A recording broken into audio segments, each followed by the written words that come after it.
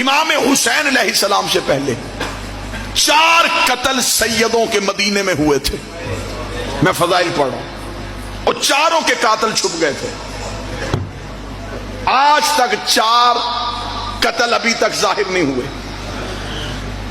اندھے قتل ہو گئے. رسول حجرے میں زہر ملی. آج تک قاتل کا کسی کو نہیں پتا. آپ مجھے بتائیں کسی نے پڑھا قتل رسول؟ قاتل چھپ گیا. آبادی تھی مدینہ، مسلمانوں کا بھرا ہوا شہر تھا. قاتل چھپ گیا.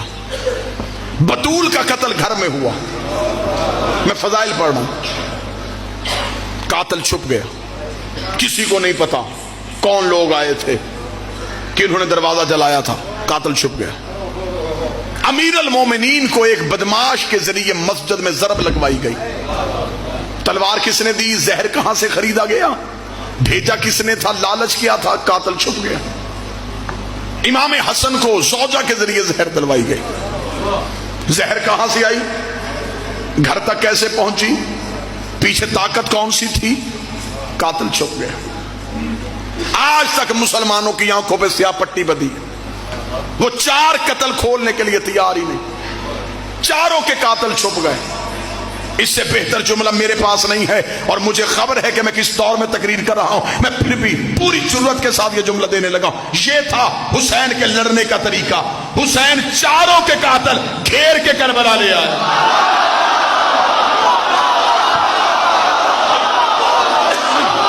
اب بولو جو حسین پہ بول سکتے.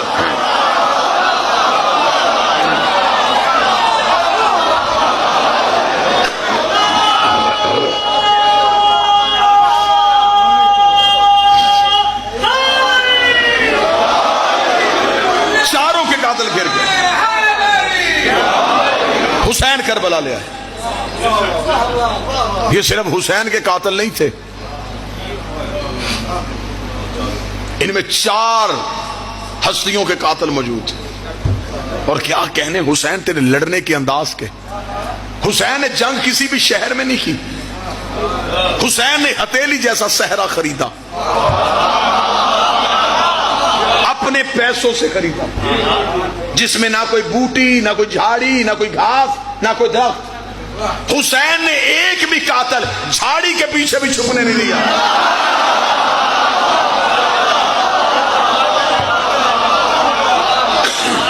حسین مکہ نہیں رکے. نہ حسین پہاڑوں میں لڑے نہ شہر میں. حسین نے یوں ہتھیلی جیسا صحرا خریدا، لکو دک صحرا. لوگ سمجھتے تھے کہ یہ حسین کو گھیر کے لا رہے ہیں. جبکہ حسین انہیں گھیر کے کربلا لے آئے. حسین نے یوں آنکھوں کے سامنے کھڑے کیے. 7 دن تک حسین نے وہاں کھڑے رکھے. 10 محرم حسین نے بالکل ایک طویل دن کا انتظار کیا. حسین نے یوں سامنے کھڑے کیا. حسین نے کہا اب نہ تمہیں بھاگنے دوں گا نہ چھپنے دوں گا. اب یہ کھڑا ہوں میں تمہارے سامنے. تم نے اسلام کا نقاب اڑایا ہوا تھا. تم سورہ منافقون کی عملی تفسیر تھے. تمہیں قرآن منع کرتا رہا اور تم نے نبی کی محفل نہیں چھوڑی. تم علی کے قریب بیٹھ کے علی سے دشمنی کرتے رہے.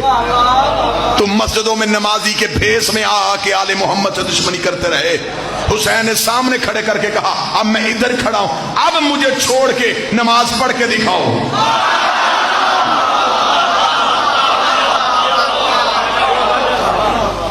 9 لاکھ میں اذان بھی تھی، نماز بھی تھی، لا الہ الا اللہ محمد رسول اللہ کا اقرار بھی تھا، لیکن حسین نہیں تھے. آج کوئی بھی ان 9 لاکھ کا اسلام ماننے کو تیار ہی نہیں. ادھر 72 میں بھوک پیاس، لیکن کیا کہنے، اگر ادھر دشمن سے انتقام بھی نرالا لیا ہے تو اپنوں کو نوازا بھی بڑے نرالے طریقے سے ہے۔ حسین نے دشمن بھی بڑے طریقے سے مارا ہے اور اپنوں کو عظیم بھی بڑے طریقے سے کیا ہے۔ جو حسین کے پیچھے آئے تھے، کوئی کسی قبیلے کا تھا، کوئی کسی قبیلے کا تھا، کوئی کسی قبیلے کا تھا، کوئی سردار تھا، کوئی غلام تھا، کوئی بوڑھا تھا، کوئی جوان تھا، لیکن حسین کے انداز کا حسین نے ان کو کیسے نوازا۔ حسین نے کہا میرے نانا کے پاس جتنے بیٹھے تھے وہ سارے رضی اللہ بنے تھے، حسین نے اپنے ساتھیوں میں سے ایک بھی رضی اللہ نہیں کیا۔ اور بھی علیہ السلام، زہیر بھی علیہ السلام، شعیب بھی۔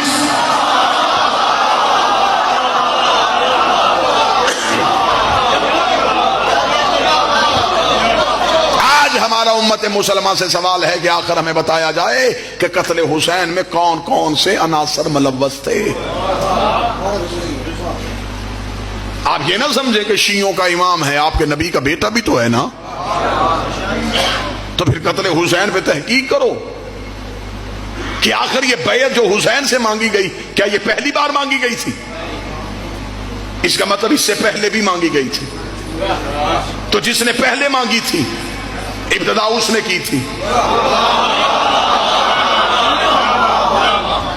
بعض بندے قبلہ گردیزی سے ممبر پہ پڑھ دیتے ہیں کہ یزید فاسق اور فاجر تھا، حسین اس کی بیعت کیسے کرتے؟ یزید تہجد گزار بھی ہوتا، حسین پھر بھی بیعت نہ کرتے۔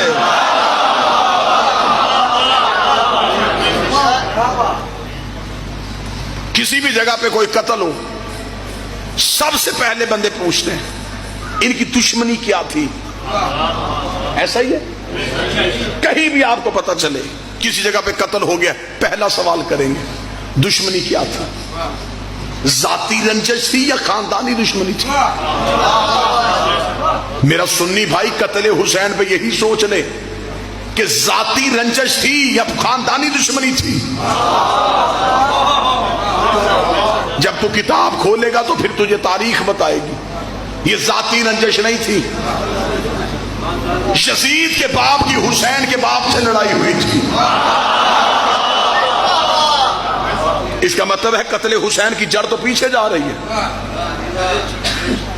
یزید کے باپ نے لڑائی کی ہے حسین کے باپ سے۔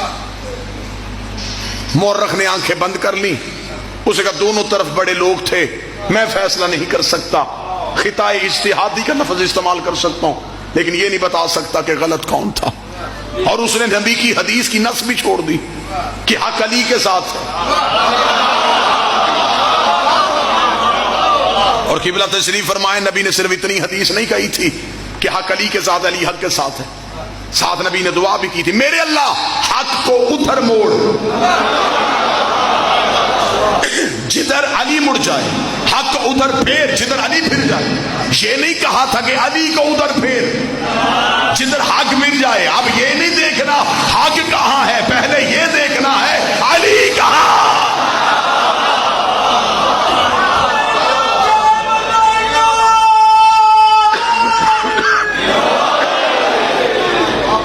میں نے ہسٹری سے پوچھا کہ کیا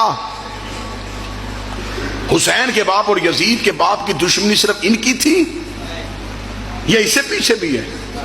مورخ کے ماتھے پہ شرمندگی کا پسینہ آ گیا۔ قتل حسین کی جڑ دیکھو کہاں جا رہی ہے۔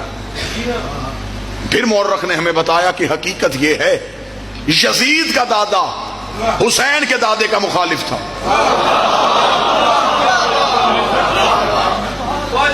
میں نے کہا میں ہسٹری کا طالب علم ہوں، میں نے اپنی قوم کے سامنے خطابت کرنی ہوتی ہے، مجھے اس قتل کی کوئی وجہ بتاؤ، کہیں نہ کہیں تو کوئی وجہ ہوگی۔ اگر یزید کے باپ کی حسین کے باپ کے ساتھ دشمنی تھی، یزید کے دادا کی حسین کے دادا کے ساتھ دشمنی تھی، کوئی نہ کوئی دشمنی کی وجہ، کوئی جاگیر، کوئی جائیداد، کوئی حکومت۔ آخر یزید کا دادا حسین کے دادا سے کیا چاہتا تھا؟ اتنا کہنا تھا یہ طریق کا کلیجے پہ ہاتھ آ گیا۔ اسے کہا اصل وجہ یہ تھی یزید کا دادا محمد کو قتل کرنا چاہتا تھا، حسین کا دادا نبی کو بچانا چاہتا تھا۔ اس کا مطلب ہے کہ قتل حسین کی تحقیق کرتے کرتے جب ہم پہنچے تو داداؤں میں دشمنی تھی محمد رسول اللہ کی وجہ سے۔ دونوں کے باپ میں دشمنی تھی علی ولی اللہ کی وجہ سے.